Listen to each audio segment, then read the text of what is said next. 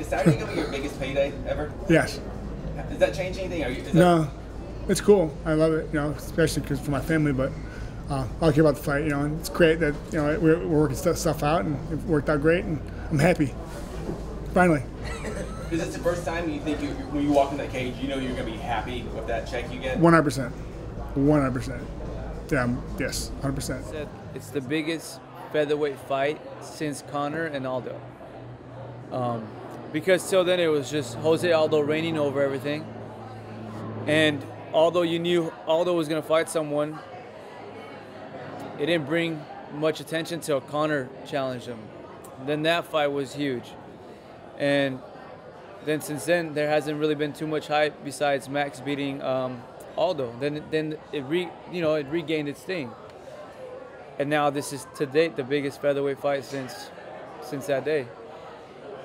Well, I was blessed to be able to be born here. Both my parents had to go through that.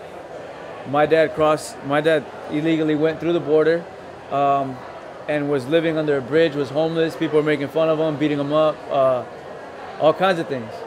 Then my mom, after he kind of figured out the situation, he brought my mom over. And my dad lived in an apartment in Wilmington with 15 or 10 guys in one apartment.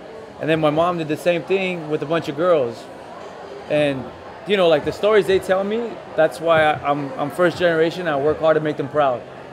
Because they came here to sacrifice everything for us. And the way I look at it is, what kind of son would I be if I didn't take full advantage of that, you know? And I was doing bad things where I did see the heartbreak in their faces, and I go, wait a minute. No. You gotta, help them out. You know, you gotta grow up and you gotta do good and you gotta help them out and pretty much they don't have a retirement plan. You know, I have to become successful to help them, to help them, not go back to any kind of struggle. They struggled raising us. The least I can do is give that to them in return. And that's why I want to be successful. How many hours a day were they working when you were growing up? It was like 18 hours a day, 10 hours? Dude, my dad, it would. Sometimes I would have to go to work and just be like a fly on the wall, and just sit there. And they were just always working. My dad was always working, whether it was at his job or going and then going somewhere else after that, like coming home, eating, scolding us for something that we did, and then going back to his other job. Or, and my mom was always the same thing. She would work all day, and then she would be with us during the afternoon. At nighttime, she'd have to go work somewhere else. I can't do that. Not that I can't, but I don't want to do that. That's just too many hours, for minimum pay and everything. It sucks. So I can't tilt my hat anymore to them and give them any more respect for what they've done and how they're doing. So this is your third UFC fight. It's Brad's in 6 months. Yes. 16th, I believe, and it's his first main event. In your opinion, is he only getting this opportunity to headline a show? Am I lying? Be honest. Am I lying? Exactly. If not for me, he wouldn't be here. He's on the red corner because he's ranked high or whatever. But I don't really, rankings are just opinions anyway, so I don't care about them. But he's only here because of me. I might be in the blue corner, but I'm the A side in this. This is my first main event, my first fight in Vegas. So it's a lot of boxes to tick for one show, but yeah, I'm not really relishing in it yet. After the fight, I'll bask in the ambience. But right now, I'm just like chilling, getting my works in, cutting weight, relaxing, and yeah, eventually, once my hands raised and I can I look for that moment when it's like, that moment, yeah, and then you just feel it, the energy, and then I can take it all in. But right now, I don't really let this shit faze me, because if I do, then I can get caught slipping. And I never let that happen. Because saying cunt or whatever is like, you're from Australia, right? I'm from London. London, yeah, same thing, good cunt, you know what I mean? Yeah, it's a term of endearment, like where we're from, so I like, hey, Mitch, I love you, man, you're a good cunt. You know what I mean? Like, it's not like oh no, I know it's the 4th of July, and you guys are like, oh my God, he said the C word. Fuck, make cunt great again. Yeah, man. Besides, we all came from a vagina anyway, so no shade.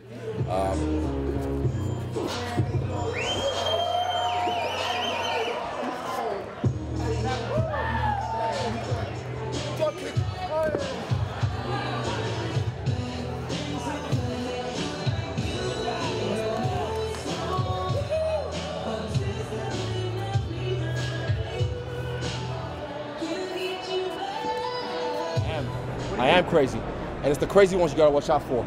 He can try and talk all he wants, but you watch the eyes. When we step in there, you look at my eyes, and even the interviews, you look at his body language, and when he talks, yeah, he's the loser. You see the body language, it's different. I believe what I'm saying. He doesn't. He's just trying to say what the blueprint is, and what he thinks he's supposed to say. I'm all hype. Please, he's only here because of me. Check my resume. I keep saying, check my resume. You see my body of work. I'm 2 fights in the UFC, 3 fights in 6 months. I'm running the show now. Who else? Not many, if any. Anything else?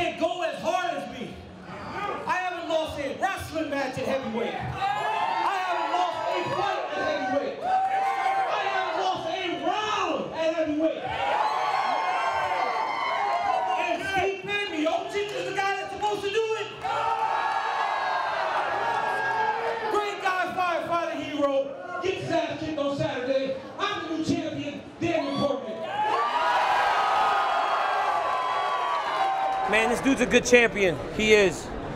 And I love Francis Ngannou. I think he's a great guy. But if I spent 22 minutes on top of him, I would have gotten 4 or 5 submissions and found a way to get some TKO stoppages. He's fought some tough guys, but Fabricio Verdum, I don't know what he was doing. He decided to run, he ran right into Stipe's fist. Stipe might have still won that fight. Alistair Overeem, I don't know what he was doing. He hurt him and then he thought he tapped. Third match with Dos Santos, I think Cain Velasquez may have turned Junior into a zombie. He's a walking zombie nowadays. I love the guy, but he is. And Francis Ngannou can't wrestle. So this will be the first time he's fighting somebody that can do everything. Oh, my wrestling shoes. Yeah, hey, my guy Jacob Casper, he gave me wrestling shoes because, you know, Jake's a good training partner that I've gotten. 2-time All-American heavyweight from Duke University. He came and he's trained with me these last 2 fights, and he's been a godsend, man. He's one of the strongest people that I've ever grabbed, and he got me custom wrestling shoes made. They say Cormier UFC 226. On the opposite side, it says "and new," with a picture of me in the octagon, and on this side is the championship belt, and it says reigning, defending, and the undisputed champion. So it takes a smart guy, and Jake's a smart guy. He went to Duke. He went and made these special for me. I wanted to share them with you guys today. That's why I won. So, hey, thank you guys. I appreciate you guys all for coming out. As always, get ready for Saturday because I get to make history. All right? Later, guys.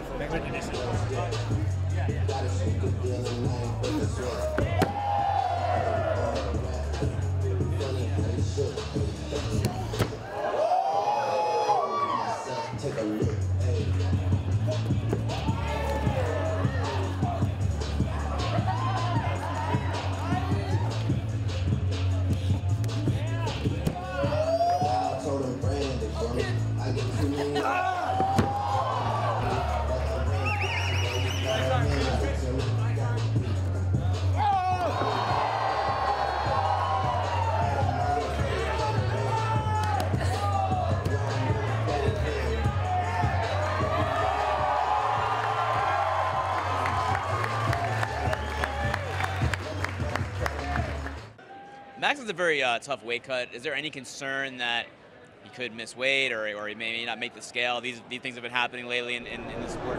Yeah, a lot of fighters haven't been making weight. I know Max has never missed weight. I'm counting on that for him to still keep the professionalism in him. I've never missed weight, even if I almost had to cut my hair one time. But it doesn't matter to me. You know, I've already done the hard work. Even if he misses weight, I'll still fight. It's already said and done right now. I'm here to show you guys and give you guys a show, and that's what I want to do.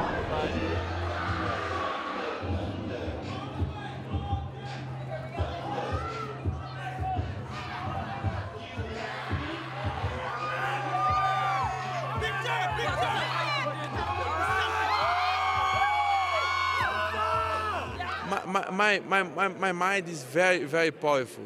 So I think he have a mind not very strong. His mind is weak. So, and his body is weak too. So I will destroy him. I'm a fucking animal. He not have a chance. I will erase him. He has an affection for this certain word that I don't know if I could say on this family website. I think probably know what word I'm talking about. Is that really a thing in New Zealand? Do you guys really? It's not even a thing. Like, people say it, but I'm sure like people say it here, but it's not like a thing. Say, would you go home and say that to your mother? I don't think so. So it doesn't come out of my mouth at these interviews. So that's an Israelite Estonian thing. That's not a New Zealander thing. Yeah, he keeps trying to say it's the whole country. It's an Australian thing, I think.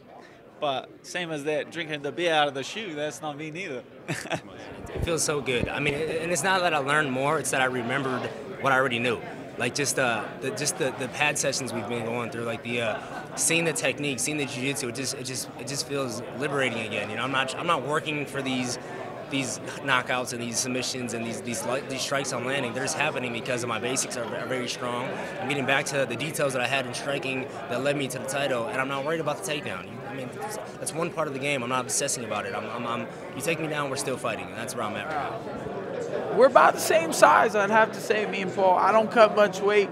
I've been talking to my coach all week, and he's like, oh, you only got this many pounds left? And I'm like freaking out. I'm like, these 3 pounds are going to be so hard. And he's like, dude, shut up. You're going to be fine. You're going to make weight, no problem. And it's been going down right. So, like I said, there might not be a size advantage, but I have this strength advantage and my will to fight. He's got some will too, but I don't know. I'm a little sick and twisted in the head. I like this shit. I was like, let's go. This is a fight I can get excited about. This is one of those matchups where I'm like, yes, this gets the fans excited. This gets me excited about this. When I think about this guy and getting in there with him, you can't help but get hyped up for this fight. And now it's on the big stage. It's right before the co-main and on the pay-per-view. So let's go. It went from really upset, depressed, wanting to go home to, I was spitting fire in the gym the night I found out I had this fight.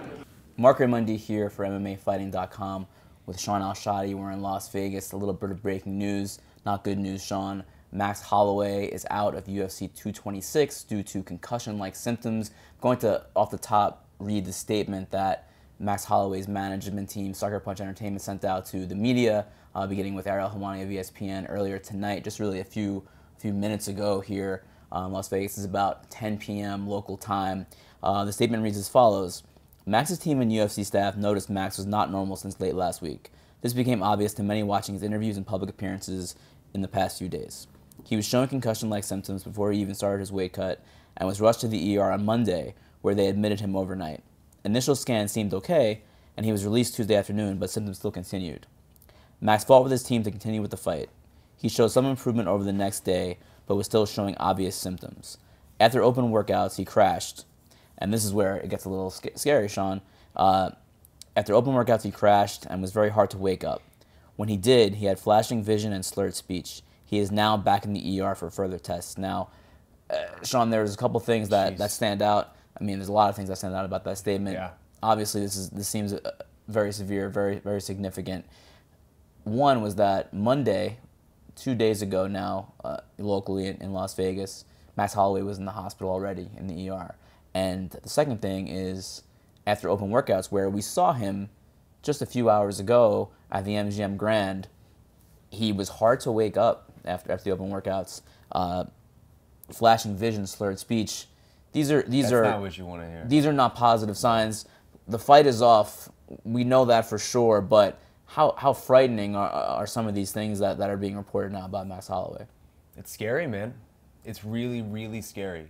I guess the flip side, Brian Ortega, what do you do with him in the meantime? I mean, do you have any idea of getting him another fight? It sounds like maybe you tried to put something together this weekend. It didn't happen. What's the next move for him? We're working on it. We're working on it. So obviously, literally Jeremy Stevens will not stop blowing me up. He wants this fight so bad. He said he'll take it on short notice. He's cutting weight already, and with the hopes that Ortega will accept the fight. Ortega has turned down the fight. So I don't know.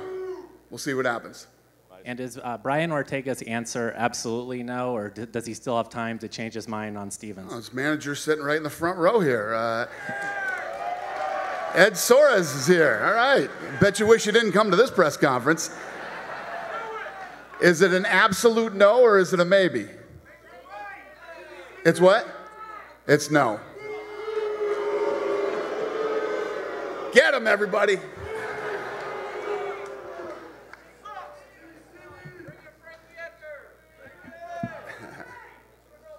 We did talk. Frankie Edgar is a stud. Everybody in this planet knows that.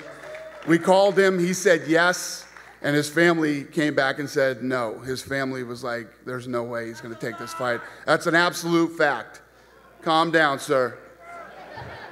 Your expiration date is coming up in this sport. Why in the world, if things go well, would you go back down to 205? Like, what is there for you to do? I'm honestly like really selfish, and I don't want to give up one of the belts. So it's like going to be a fight between Dana and I, but I mean, we'll see what happens. I mean, either I fight at 205 or, I mean, I've already got a challenge in the back. Derek Lewis told me that he was going to knock me out right before we walked out here. So I mean, Derek Lewis may knock out Francis and then knock me out afterwards. I don't know. I know they got guys that are lined up to fight me. He's been sizing me up since I got back there and called me small. He's like, well, you're a lot smaller than everybody up here. That's rude, Derek. He said it.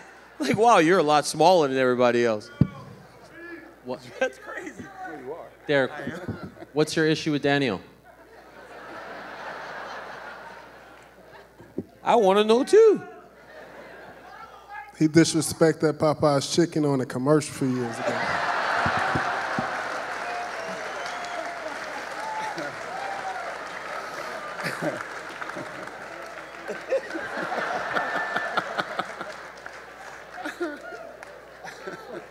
Fair enough. Thank you.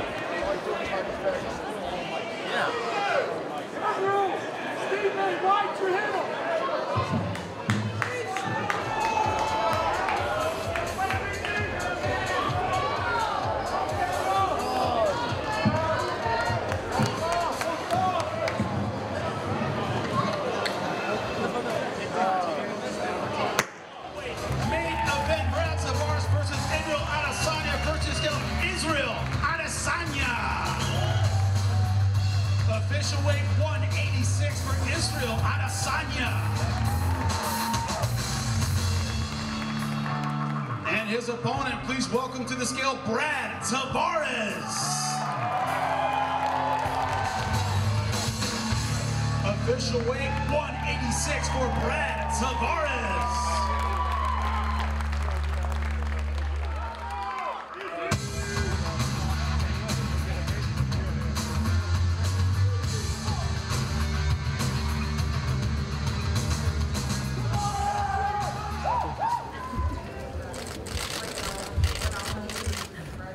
Oh, it extends with more now. Hey. Jim, cover everyone up. Times have fucking changed, partner. Yeah, me too. One right here, right?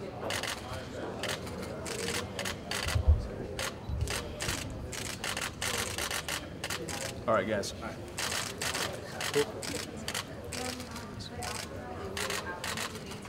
Don't train too hard, dude. Want to make sure you make it there. Yes.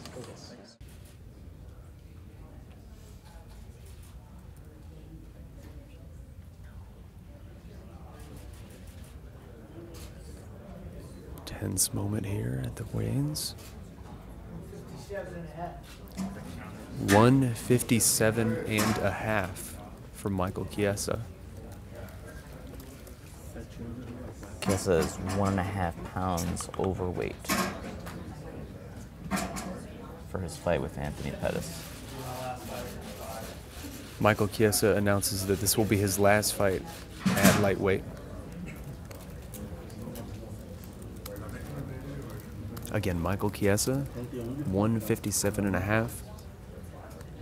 He looks very sunken in. He misses weight by 1.5 pounds, and he says that this will be his last fight at lightweight. Let's see how he's moving. DC appears to be walking well. Certainly a different DC at heavyweight than 205. The return of DC to heavyweight. I believe he said 246. 246. 246 for Daniel Cormier.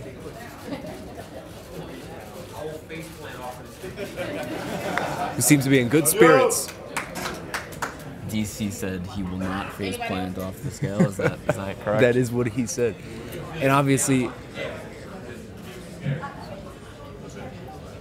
taking a look from our perspective, it doesn't seem as if any part of his leg is particularly swollen, or at least more so than anything else.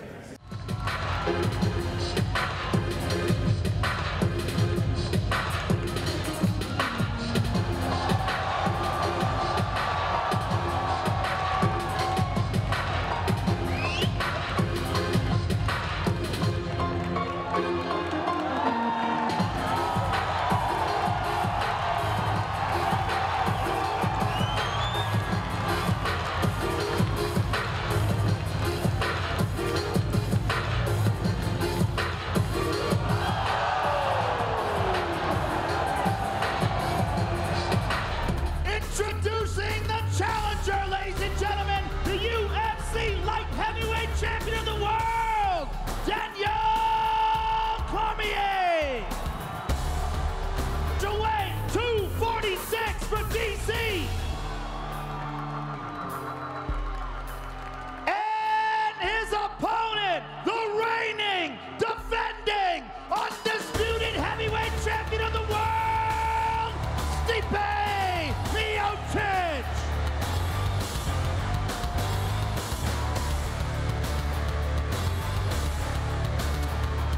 Official weight 242.5 for the champion.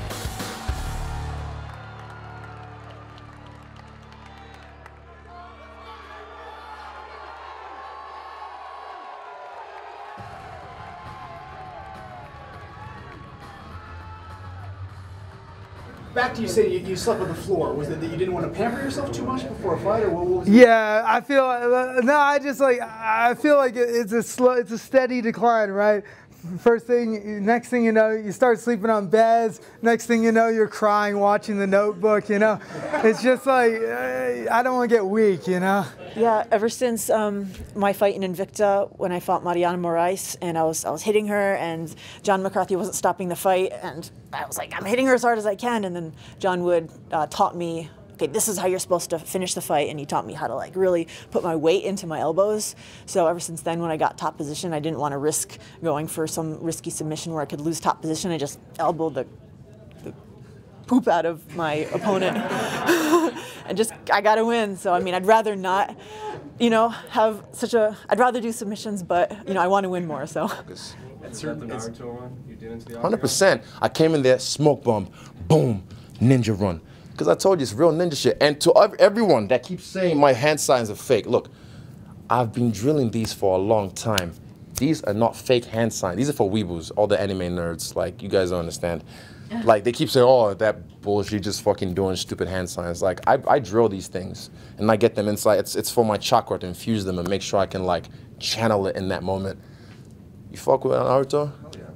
Fuck yeah. I'm man. I like your ninja way. Thanks, man. I'm man. Caceres was talking about it in his scrum, too. Oh, real? Usually rocks the, Yeah, I see him with the Rock Lee. I saw Caceres with that. I was like, I see you. That was in the post-fight. Roxy had the Goku Super Saiyan, yeah. A lot of weebles out here, man.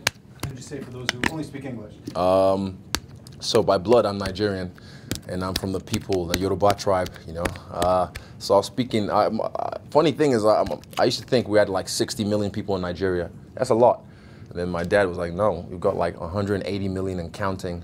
And I kind of realized, man, that's a lot of people I haven't really they don't, like New Zealand, they know who I am now. But Nigeria doesn't really know who I am. And I'm trying to you guys, I'm out here, I'm representing you guys. Like, look at my chest. You know, I kind of just let them know, like, I'm here. Like, don't, just take notice. Notice me, senpai. Notice me. Curious, the other side of that coin, what do you think of Paulo Costa? I saw something the other day where he said he doesn't know who I am. Boy, you know who the fuck I am now. Vinny is one of my teammates. I talked to Vinny a lot at the gym. He's one of my coaches on The Ultimate Fighter, and he had told me multiple times that he didn't want to corner against me after he cornered against me with Roxanne, and he told me like 4 times he wasn't going to corner against me with Jamie because Jamie had asked him to corner, and he told Eric Nixick, one of my main coaches, one of his main cornermen, that he wasn't going to corner against me, and none of us knew until we showed up and saw him getting off the bus. So I thought it was just a real shady move of him not to at least show us a message yesterday. Like, obviously he knew. If he would have shot us a message, honestly, I wouldn't have cared as much. But the fact that I showed up and saw him getting off the bus, and I was like, is that Vinny? And then it was, and so I don't know. I just think it's a dick move. You're there during all my hard sparring. You're there during my training. You obviously know my game plan. How are you supposed to corner a fighter and not tell them what I'm planning on doing? You know. So I don't know. I just thought it was shady of him, and so I was pretty excited to tell him to fuck off afterwards. Dan, so it almost seems as though you're disappointed to get a very quick knockout. Is that right? Yes, that is right. That's a first. I've never heard that. Knocking people, I can knock people out. I can knock anyone out. But I want a good fight. I feel like the Chiesa fight was a good fight. That was a good back and forth battle. That was against, making one of the best fighters on the planet look very average. Was a very good performance. I enjoyed that fight. I do this because I enjoy it. I do this for the test. So. Not happy about the fight. How did you think? I turned it around this time, because before I would want to do a lot of things for the fans. This time I just I saw the fans, but it wasn't something that I was like, oh, I'm gonna put on a performance. I needed this for myself. So what it felt like was I just kind of knocked a big demon off my shoulder or something. It was just boop, okay, what's next? It wasn't something that was really uplifting, or it's hard to really explain, but it's just I don't know if I've dealt with a lot, and so for it to finally be over, I'm not hooray, but I'm now I can continue to I gotta win, got some extra money, I can take care of my family the way that I want to, and move forward and get better and just progress in life. So it was a different feeling than previous knockouts. Yeah, it wasn't a hurrah, it wasn't a, it was definitely different. I just feel myself growing and moving forward, so. I never miss weight ever at Zuffa, 10 years. Never miss weight. I never pulled out of a fight in 10 years at Zuffa, never. I signed the dotted line, that's the fight that I'll fight. So hey, look, that's not what the fight business is, right? It's about selling fights. So let's help, and sell the fight. What else can I do, to get let's see what happens. After the fight, I was trying to have a good time, and there were times when I was failing with that. I wasn't having as much fun. That might have been when I was running into those knees or those right hands. But then, the 3rd round, when I started putting things together, I heard my corner yelling, have fun in there, get moving, dance a little. And I started doing those things, and it started coming together. If I can perform in there the way that I perform in the gym, then I can really put on a great show for all of you. I hope that was a good show, man. This is what I do it for. I want to leave some videos in history that people are going to watch 100 years from now and enjoy. I love jiu-jitsu. I think I have more wins by submissions. I think he probably know that. But I have more wins by submissions than striking. But I think my striking is what my background is. That's what sets up my submissions. And I got away from that. I got to defending double legs and wizarding, and it takes away from what I'm good at. What's the story? How did you discover this young man? This guy, he was the champion in Brazil. Beat everybody. Nobody wanna fight him. You know what I mean? The problem with Paulo, Nobody wanna fight him. Eu ganhei todo mundo. You know what I mean? He knock out everybody. 9 pessoas. It's gonna be hard for UFC. Because you imagine, UFC gonna put, I think UFC very smart, gonna put Chris Weidman in New York about top contender. You know what I mean? If Chris Weidman say no, it's gonna look terrible for Chris Weidman. You know what I mean? Who wanna be the champion? Don't wanna fight the real, because Paul is a real guy. He knock out everybody. Nobody can doubt about that. He the guy more test, the Brazilian fighter more test, was tested 7 times this year. Counting today. You know what I mean? No skills. But Weidman is a tough guy.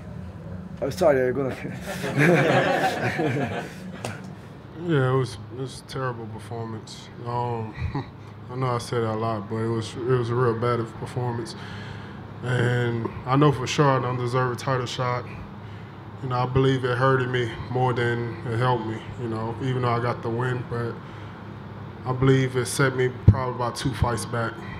You know. I think I was winning the fight. You know, I took him down one time for a little bit. You know, I was holding him against the cage. You know, he was some good shots, and I was hitting with some good shots. You know, I was going back and forth, but I felt I was backing him up a lot more. And then, you know, caught with a good right hand, or whatever it was, elbow I think it was, I don't know, something. He's caught with right hand, whatever it was. It's a good shot. What are you gonna do? It's part of the game. Heavyweights, like I say all the time.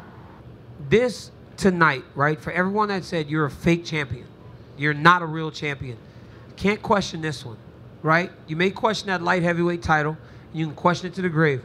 But I have something completely separate from him, and I'm very grateful for it, because everything was tied to that guy. No matter how much I beat everybody up, it was always, well, you lost to Jones. Now, in this heavyweight division, a division that I never got to compete in and complete my journey in, I went and I completed it and became the champ. So I'm a champion. I am one of the greatest fighters of all time. And you're right, I love DJ and I love GSP, and it's going to be one of the 3 of us. Hey guys, thank you. Can you believe this shit? It's amazing, right? It's fucking crazy. Let's get some photos. Get over here. I want my pictures to live forever like Connor's did.